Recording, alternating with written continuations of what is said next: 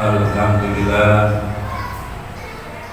alhamdulillahillazi anzala sakinata fi qulubil mu'minin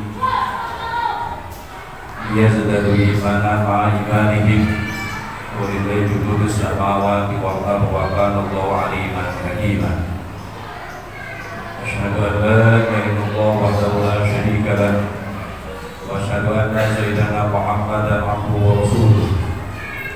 Allahumma shalli wa sallim wa barik ala sayyidina wa syafi'ina wa maulana Muhammadin wa ala alihi wa sahbihi wa junudihi ila yaumiddin. Amma ba'du fa ibadallah, usikum wa nafsi bi taqwallah faqad fazal muttaqun. Qala Allah ta'ala fil Qur'anil Karim, a'udzu billahi minasyaitonir rajim. Bismillahirrahmanirrahim.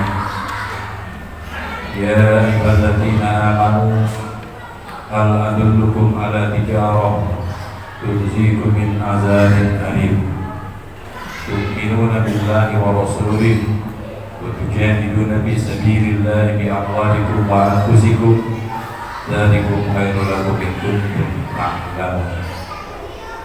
Sadaqallahul azim.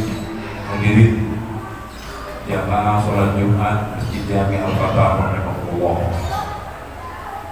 Puji maha syukur marilah senantiasa kita panjatkan kepada Allah Subhanahu wa taala atas semua nikmat dan karunia-Nya yang telah diberikan kepada kita.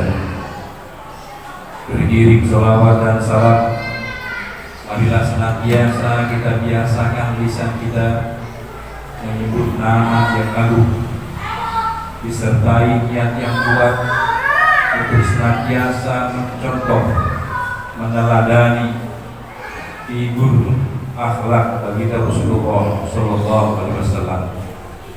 Kita berharap sebagai umatnya yang mencintai beliau, menjunjung tinggi amanah yang telah diwasiatkan kepada kita, dan kita amalkan dalam kehidupan kita sehari-hari. Mudah-mudahan kita semua berkenan diberikan syafaat di yaumil qiyamah. Ma'asyiral muslimin rahimakumullah. Pada kesempatan ini pula marilah bersama-sama kita bermuhasabah diri, terlebih saat ini di penghujung tahun Masehi yang akan berakhir. Tentunya perjalanan hidup kita dari waktu ke waktu hendaknya punya nilai dan makna, karena waktu yang kita lalui tidak mungkin akan kembali. Semakin bertambah usia kita, sesungguhnya semakin dekat untuk mengakhiri kehidupan ini. Tentunya orang yang berakal, orang yang menggunakan nuraninya akan memanfaatkan setiap detik, setiap saat dengan kualitas amalan yang terbaik.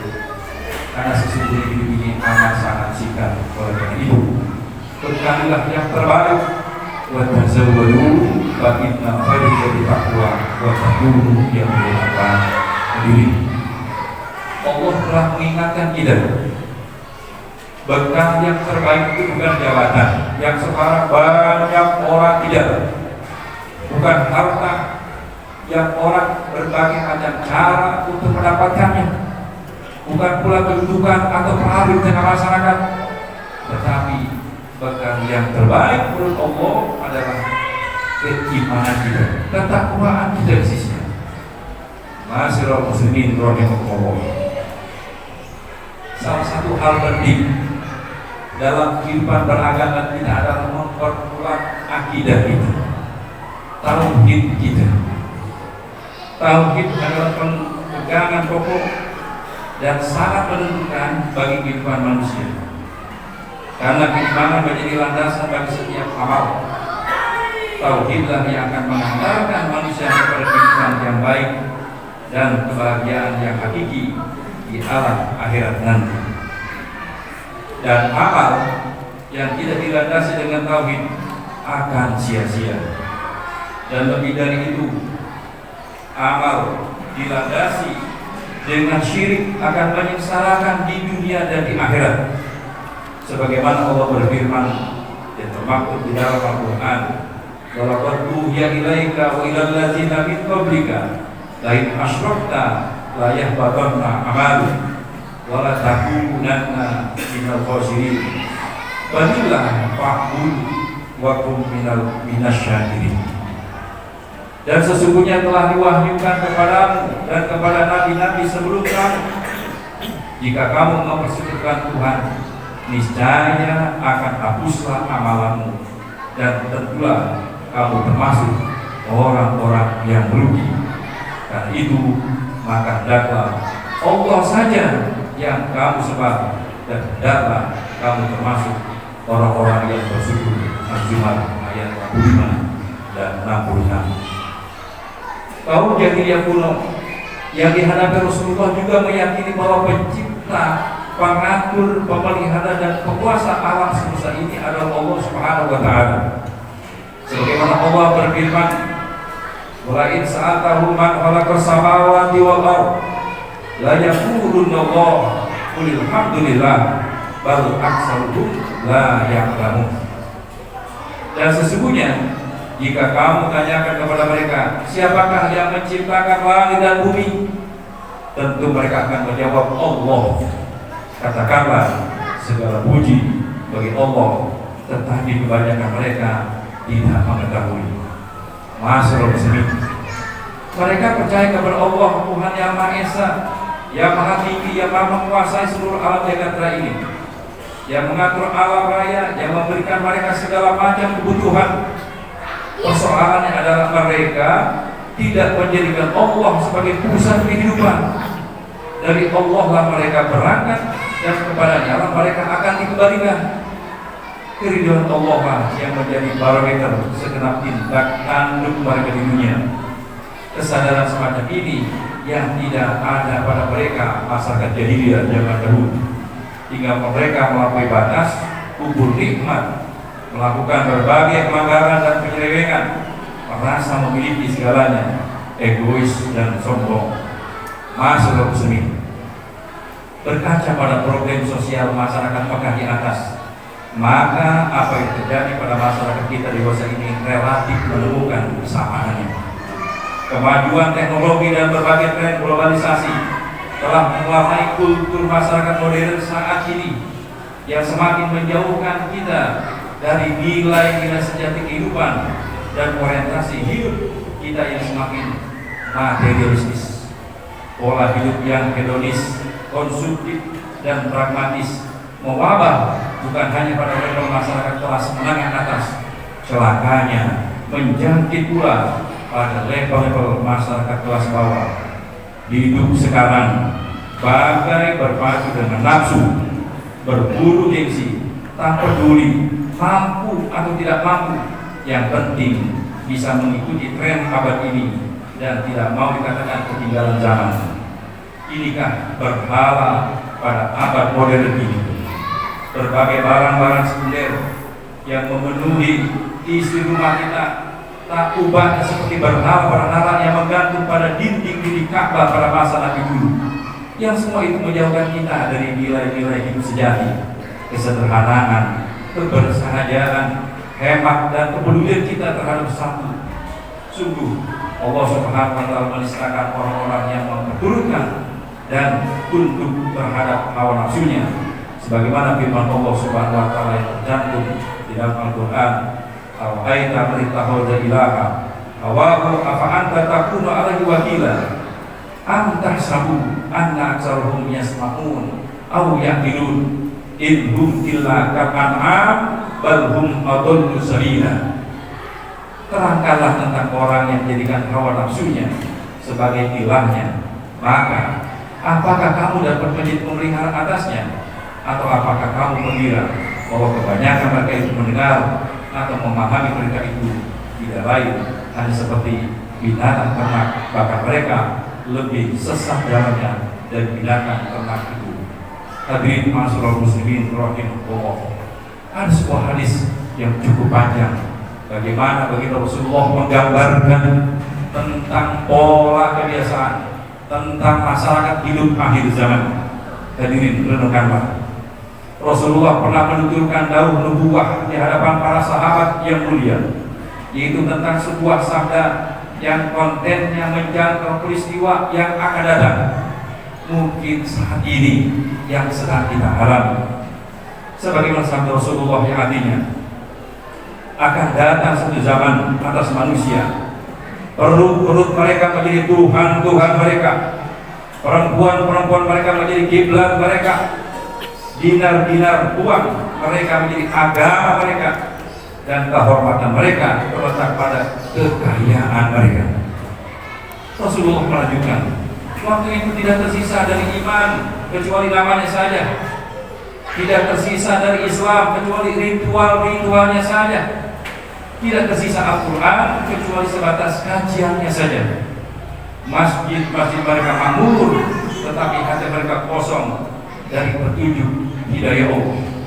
Ulama-ulama mereka menjadi makhluk Allah yang paling buruk di permukaan bumi. Para sahabat pun menyimak dengan penuh hikmat.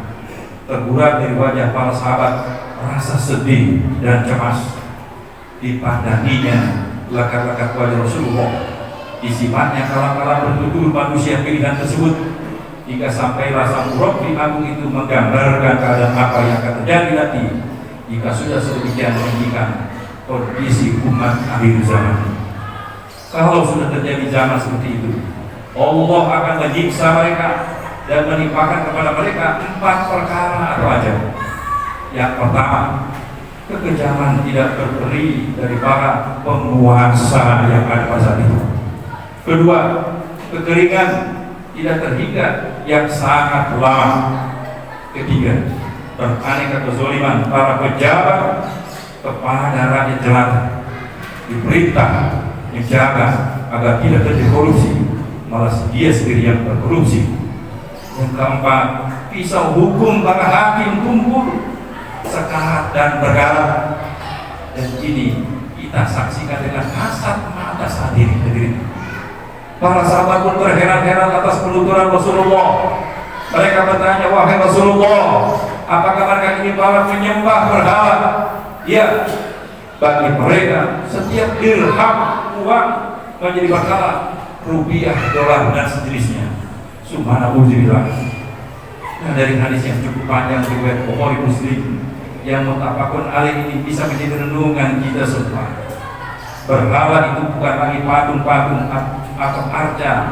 Hadirin, berhala zaman now itu berupa uang, berupa kekuasaan dan jabatan. Ini coba kita lihat bagaimana keadaan saat ini. Hari-hari fokusnya selalu uang, detik, menit, dan jam begitunya dengan standar uang. Berangkat pagi, pulang malam, bahkan hingga tidak pulang, yang dicari dari kejar adalah fulus, adalah uang, adalah dinar, dirham dan sejenisnya. Pemimpin dan para pejabatnya berusaha mati-matian untuk menekankan zona nyaman. Ternyata pengorbitnya ujungnya adalah uang. Para hakim kehilangan uang agungnya juga karena uang dan jabatan. Parahnya lagi, hukum dipermainkan atas kepentingan pemilik modal. Jika modal kuat, bisa hukum kelihatan tumpul. Sebaliknya, terhadap pihaknya tidak ada orang bisa hukum sangat tajam. Ujung-ujungnya bisa ditebak semua karena uang. Ikhwan fillah, mari sadarkan diri kita semua. Uang memang bisa membeli rumah, tapi tidak bisa membeli ketenangan. Uang bisa membeli dunia, tapi tidak akan pernah bisa membeli bahagia. Bahagia dan surga hanya bisa dibeli dengan sekedar uang yang dikuasakan oleh ketaatan yang sempurna kepada Allah dan Rasulnya. Mudah-mudahan kita semua dalam bimbingan Allah Subhanahu wa Ta'ala selamat dari fitnah akhir zaman. Irji ila rabbiki radiyatan mardiyah wa dkhuli bi ibadi wa dkhuli jannati. Barakallahu wa lakum fil Qur'anil azim wa nafa'ani wa iyyakum bima fihi min ayatin wa dzikril hakim. Wastaghfiru innahu huwal ghafurur rahim.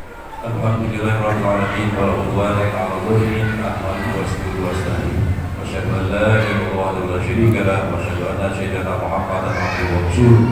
Allahumma shalli wa sallim ala sayyidina Muhammad wa ala alihi wa sahbihi wa tabi'in. Ba'du fa ibadallah ittaqullaha wa taqwa ala rabbika.